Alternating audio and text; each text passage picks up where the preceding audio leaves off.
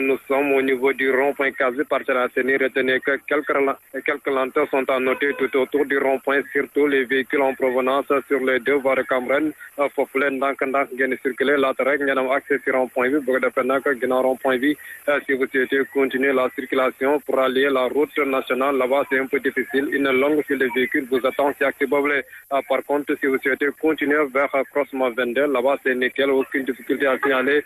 Mais je rappelle rek au niveau du rond-point Cambérène là-bas c'est la grande affluence, surtout nag les véhicules sortant du côté de Pikine wala sax ngeen wàcc sur la PA foofu aussi xaar leen fa des embouteillages laata ngeen dépassé rond-point mais ginnaaw rond-point Cambérène nag mun ngeen wéy seen circulation pour ñi nga xam ne ñoo bëgg dem du côté de Patte d'Oie amul jafe-jafe si accès boobu la Yacine. C'était Trafic News. Merci beaucoup, Papa Lessissi, à tout à l'heure. 72 heures de grève décrétées par la Fédération nationale des boulangers du Sénégal et le regroupement des boulangers du Sénégal. Un mouvement d'humeur qui sera entamé ce mardi pour exiger l'application des nouveaux tarifs, mais également le problème des meuniers du Sénégal. Vous l'avez annoncé dans les titres. La Fédération nationale des boulangers du Sénégal et le regroupement des boulangers du Sénégal ont animé hier une conférence de presse. Les détails avec Tidiane Diallo, Mamadou Ndoye. Une grève de 72 heures décrétée par les boulangers pour exiger l'application des nouveaux tarifs. Donc on a annoncé une grève de 72 heures qui sera irrévocable. Quel que soit l'issue, les boulangers ont dit qu'ils vont observer 72 heures de grève pour montrer à l'État du Sénégal qu'ils existent et ils ont leur outil de travail à préserver. L'État campe toujours sur sa position, chose qu'il regrette. Selon eux, ces nouveaux tarifs sont validés par les services du ministère du Commerce. D'abord, la farine, on ne le trouve plus sur le marché. Les meuniers sont en grève depuis presque une semaine. Mais cela n'a rien à voir avec notre mouvement. Nous exigeons à l'État du Sénégal, le prix doit coûter de 150 francs à 180 francs. Ce sont des agents assermentés du ministère de l'État et des consommateurs et des professionnels qui ont trouvé ces calculs-là depuis 2019. La Fédération nationale des boulangers du Sénégal demande à l'État de revoir sa position. Et le chef du service régional du commerce de Dakar s'est donc prononcé sur cette grève. Serigne Diaw, joint au téléphone, estime que cette grève n'a pas sa raison d'être puisque des discussions sont en cours avec les différentes parties. Serigne Diaw minimise par ailleurs ce mouvement d'humeur. Il soutient que c'est juste une partie des boulangers. Suivons sa réaction. Il ne peut pas y avoir de nouveaux tarifs présentement. Ce que je peux dire, c'est que le pain comme la farine sont des produits homologués. Donc, ces produits homologués doivent faire l'objet d'un cadre de prix déposé au niveau de nos services. C'est après étude qu'on peut avoir de nouveaux prix. Donc, tel n'est pas le cas. Okay. C'est une grève qui n'a pas son sens. Au moment où nous discutions avec les meuniers et aussi avec ces boulangers, pour trouver la meilleure solution possible. Retenez que ça grince des dents du côté du tribunal du commerce. Le collectif des juges et conseillers consulaires du tribunal de commerce hors classe de Dakar et des chambres commerciales d'appel de Dakar annoncent la suspension des audiences à partir de ce lundi 8 novembre au 15 novembre prochain. Ces magistrats réclament donc le paiement de leurs indemnités. Plus de détails ici dans ce compte rendu de Alassane Baldé. Le collectif des juges et conseils consulaires a décidé d'élever la lutte syndicale d'un cran supérieur. Par là, le collectif a décidé tout bonnement de suspendre les audiences à compter de ce lundi et cela jusqu'au lundi 15 novembre. Ils dénoncent le non-versement de leur indemnité depuis leur prise de fonction estimée à la somme globale de 153 millions de francs CFA, soit 96 millions pour les juges consulaires au sein du tribunal du commerce hors classe de Dakar et 57 millions pour les conseils consulaires. Les nombreuses démarches auprès du du ministère de la Justice n'ont rien donné, les obligeant ainsi à user de ce droit de grève pour alerter, interpeller le président Macky Sall. Pour le collectif, cette situation ne saurait prospérer car elle risque à la longue de porter atteinte à la crédibilité et au bon fonctionnement de l'institution. Et en plus bref, parlons de ces députés qui sont convoqués en séance plénière ce mardi 9 novembre 2021 à 10h. L'ordre du jour donc porte sur l'examen des conclusions de la commission ad hoc chargée de statuer sur la demande de l'immunité parlementaire des députés Boubacar Vilambo Biaye et El Hadji Mamadou Sall. Barthélémy Diaz a donc répondu suite au communiqué du procureur général informant que le candidat à la ville de Dakar de la coalition Yewwi Askan Wi savait depuis le 7 juillet la date de son procès en appel, fixée donc le 10 novembre prochain. Face à la presse hier, Barthélémy Diaz appelle à une grande mobilisation au tribunal. En outre, il dit qu'il n'accepterait donc plus de renvoi, suivant le compte-rendu de Safiatou Bandiaï.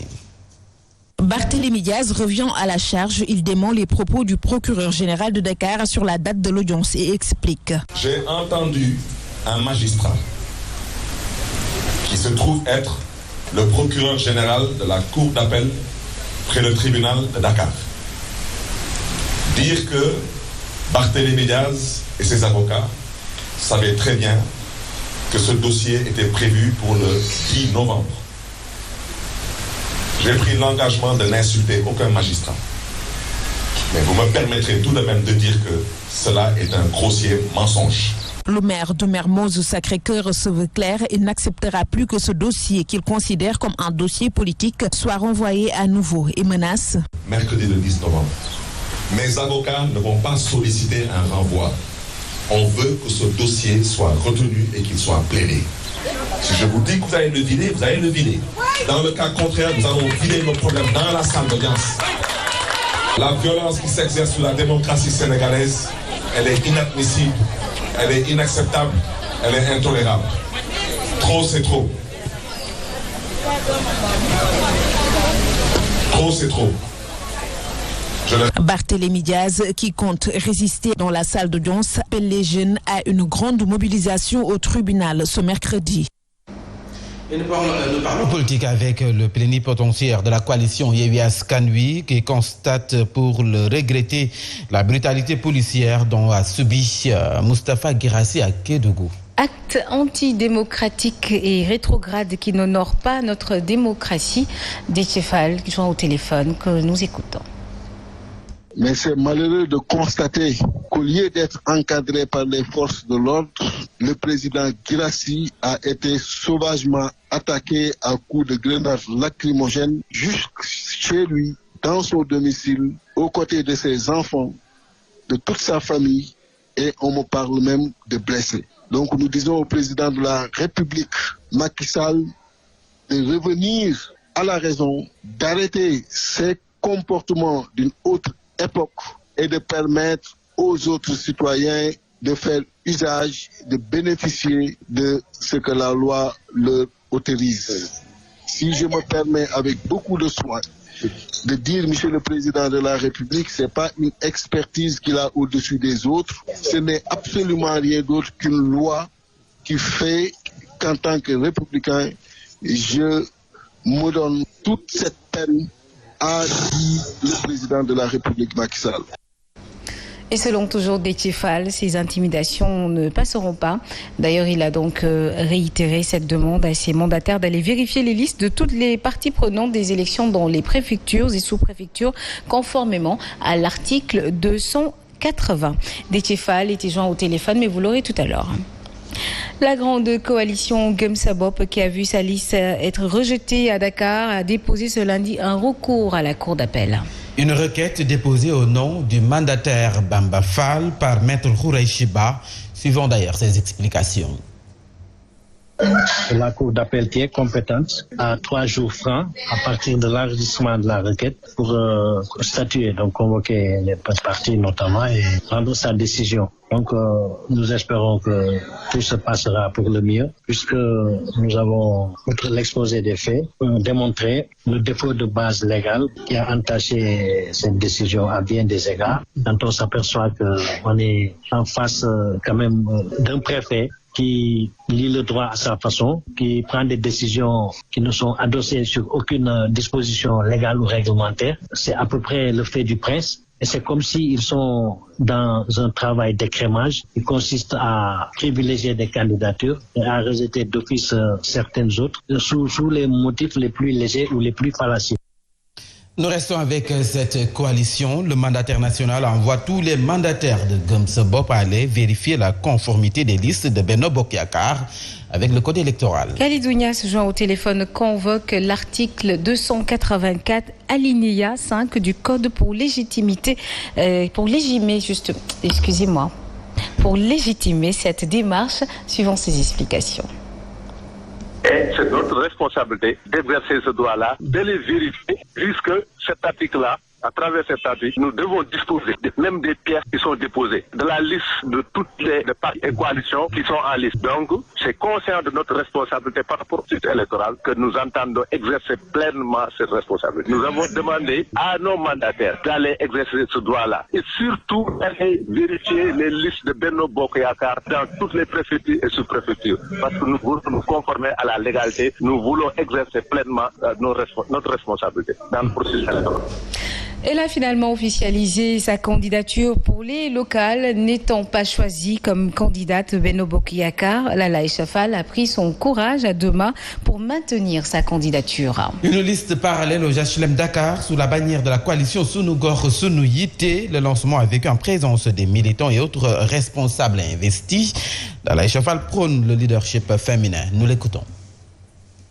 L'histoire retiendra. L'histoire retiendra. Aujourd'hui, à cause de la coalition Sunu Gox Sunu Yité, le leadership féminin est une réalité. Aujourd'hui, les femmes ont osé dire non. Aujourd'hui, les femmes ont eu le courage d'aller à l'assaut des collectivités territoriales. 600 collectivités territoriales, 557 communes, 47 départements. Que 15 femmes. C'est dérisoire. La coalition Sunu Gox Sunu Yité dit non. Aujourd'hui, nous sommes là dans le cadre du lancement officiel de cette coalition. Oh combien d'hommes, oh combien courageuse, oh combien déterminée. La coalition Sunu Gox Sunu Yité est présente que dans 2 communes, la SICAP et les HLM. Et nous vous donnons rendez-vous au soir du 23 janvier 2022. L'occasion a donc été saisie pour apporter la réplique au maire sortant, Lalla Aïcha Fall, de préciser qu'elle n'est pas avec le maire Pape Seck, même si ce dernier ne cesse de dire qu'elle a rejoint. Nous l'écoutons. Aujourd'hui, nous sommes dans un pays où toutes les coalitions que nous avons sont des coalitions bidons, qui sont dirigées par des acteurs politiques qui ont fini de faire le temps. Des coalitions bidons. Pourquoi? Des coalitions qui sont gérées par des personnes, des acteurs politiques qui sont en train de tirer leur dernière cartouche. Nous disons non. Et pourtant, derrière ces coalitions, derrière ces hommes qu'on appelle les dinosaures, vous verrez toujours des jeunes, des femmes, pétries de valeur, pétries de compétences. Alors qu'on leur refuse les têtes de liste. C'est pourquoi la coalition Sunu Gox Sunu Yité est là, portée que par des femmes dignes, respectueuses. Je dis solennellement que Lalla Aïcha Fall a déposé sa liste avec la coalition Sunu Gox Sunu Yité, avec ma sœur Zalé, et je déclare solennellement que je suis candidate.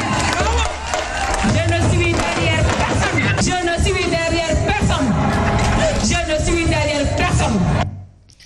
Élections locales toujours, beaucoup de listes ont été forcloses après leur dépôt. De cette situation, certains partis ou coalitions de partis politiques de l'opposition soupçonnent une main du président de Benno Bokk Yakaar. Pour le mandataire de la coalition And Nawlé And Liggéey de Serigne Mboup, cette suspension n'est pas fondée et sa conviction étant certaines listes ont été mal déposées. Alioune Kane.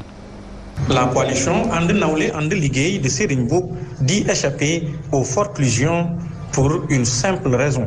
Mbaye Ngom, mandataire de la dite coalition. Avant avant d'être mandataire aussi, quand on est mandataire et qu'on veut déposer, il faut maîtriser le code parce qu'il y a beaucoup d'astuces. Pour ne pas dire que c'est compliqué, il faudra bien le maîtriser avant d'y aller. Il faudra que le dossier soit complet. Donc pour moi, c'est ça qui explique qu'il y a quand même certaines forclusions. Mais à mon avis, je ne pense pas qu'il y ait une main extérieure. Mbaye Ngom explique la stratégie qu'il compte adopter pour vaincre Benno Bokk Yaakaar. sama njëlbéen wax ñun duñu ay politiciens ñun ay acteurs de développement lañ ak ay capitaines d'industrie ak chefs d'entreprise. Xumbaay nag tëgg on sait le faire, nous savons le faire, mais c'est pas notre ligne de mire et je pense que si la population demande ça, nous pourrons le faire. Mais je pense que la population attend de nous des projets, attend de nous de quelque chose de concret. Rappelons que Serigne Mboup a été investi pour la commune de Kaolack et Bengelloune au niveau du département pour le compte de la coalition And Nawlé, And Liggéey. Et puis nous allons à Louga où le Parti socialiste risque de tourner le dos à la coalition Benno Bokk Yaakaar pour s'allier avec la liste communale Jàmmi Sénégal dirigée par Mamour Diallo. La raison de sa colère, les socialistes accusent le maire sortant Moustapha Diop d'avoir confectionné une liste en sa défaveur, faisant la part belle à l'APR, ce qui, à ses yeux, constitue une rupture du consensus sur les investitures. Galaye Sylla, notre correspondant à Louga.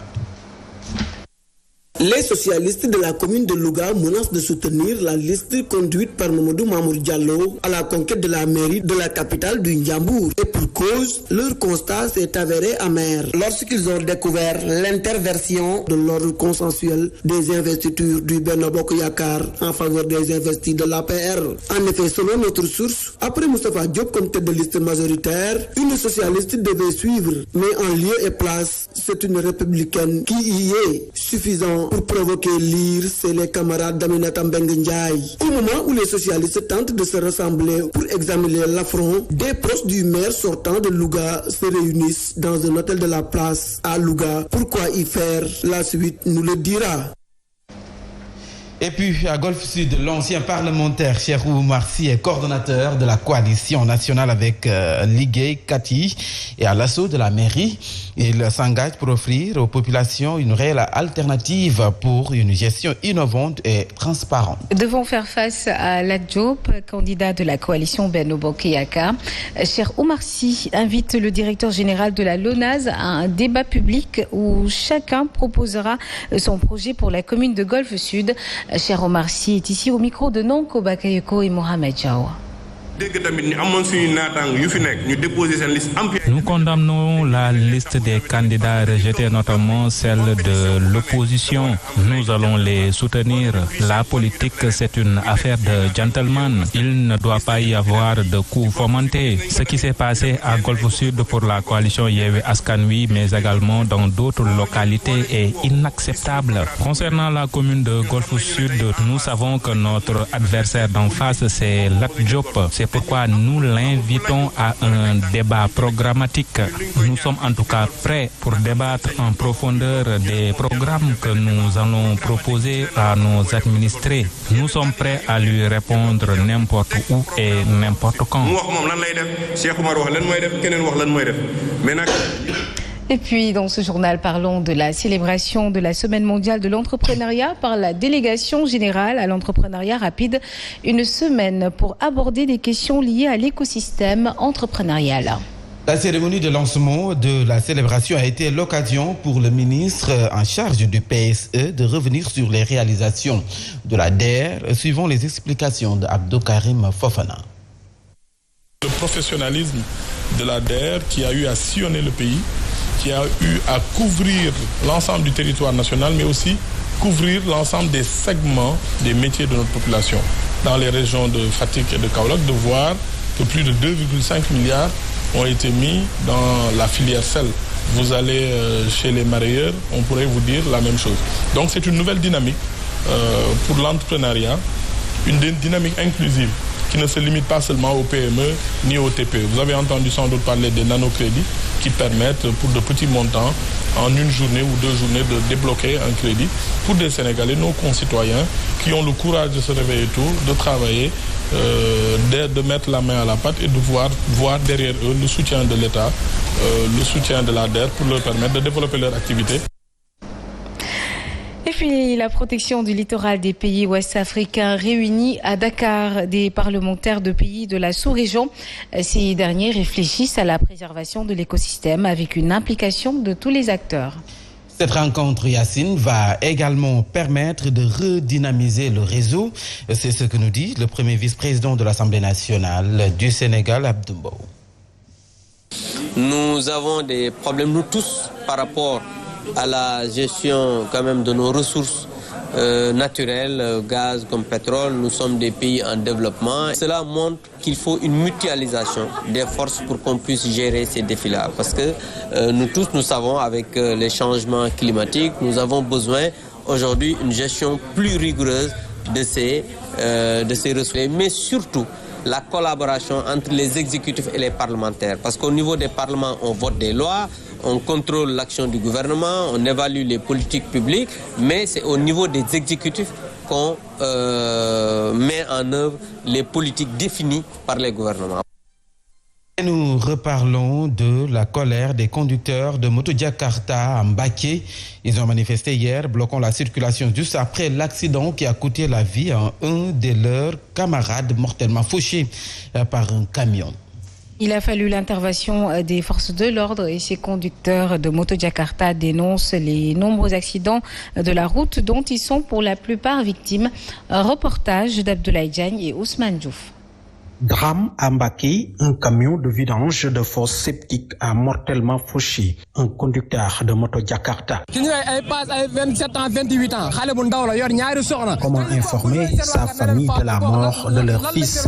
C'est dur. Il se nomme Abdoussa. Il vient de Porokhane pour bosser ici à Touba. C'est un père de famille.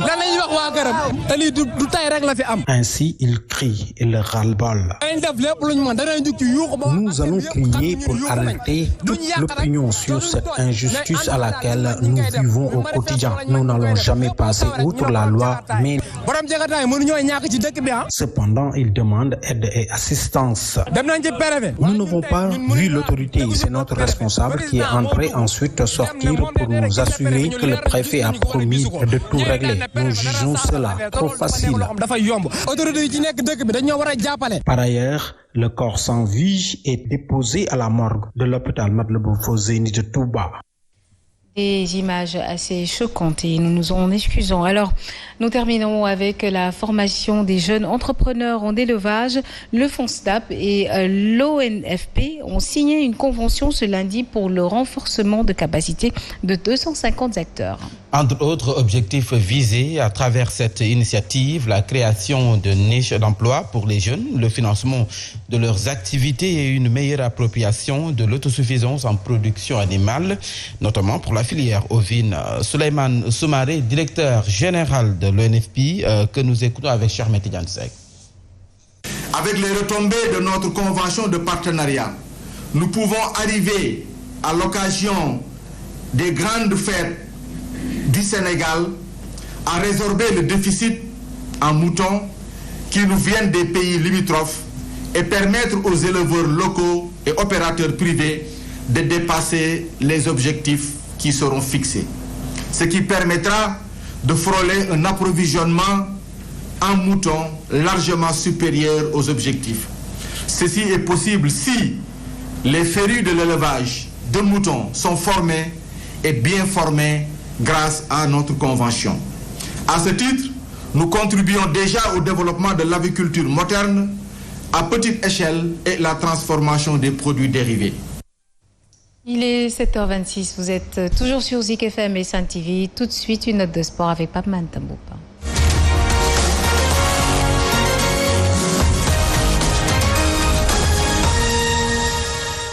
Un plaisir de vous retrouver, Pape Mantamboupa. Bonjour. Bonjour à vous, Yacine. En tout cas, c'est un plaisir de partager. En tout cas, hier, on ne s'est pas vu. Hein. Malheureusement, hier. Oui, on se comprend. Oui. Mais je suis là aujourd'hui. Ok. Alors, nous démarrons avec les éliminatoires mondiales Qatar 2022. Togo-Sénégal, comptant pour la 5e journée. Seuls 5 joueurs ont donc participé à la séance d'entraînement en salle. Oui, il s'agit de Bounassar, Cheikhou Kouyaté, Famara Diédhiou, Moustapha Nam et Alioune Badara Fati, la gardien du Casa Sport. Ces derniers se sont entraînés en salle en attendant que le groupe d'Alioune Cissé soit au complet ce mardi autour d'un triplé Lors de la 4e journée contre la Namibie, Famara Diédhiou soutient que ces 2 rencontres doivent leur servir de préparation en vue de la CAN prévue au mois de janvier au Cameroun. L'attaquant d'Alanya Sport, pour lui, le Sénégal doit envoyer un signal fort à toute l'Afrique avant cette compétition, donc il veut dire la Coupe d'Afrique des Nations. Suivons donc la réaction de Famara Diédhiou au micro de la Fédération sénégalaise de football. Le jour, on est passé en salle. Vu que tout le groupe n'est pas encore sur place. Donc on a fait une très bonne séance en salle. Séance rythmée avec beaucoup de gainage proprio et beaucoup de travail. Donc voilà, on est arrivé pour essayer de prendre nos repères. Donc pour le moment, on essaie de prendre nos repères et essayer d'entamer le match le mieux que possible. Mais c'est vrai qu'on est qualifié, mais bon, c'est pas pour autant qu'on va se reposer, qu'on va se laisser faire ou qu'on est venu en vacances. Voilà, nous on est venu pour un objectif précis, c'est de remporter le match et surtout remporter les 2 matchs qui nous restent. Voilà, c'est aussi une préparation et envoyer un signal fort à toute l'Afrique parce que voilà, il y a la Coupe d'Afrique qui arrive. Il faudra faire le maximum. Mais on va continuer de bosser comme on fait d'habitude. Le plus important, c'est la victoire.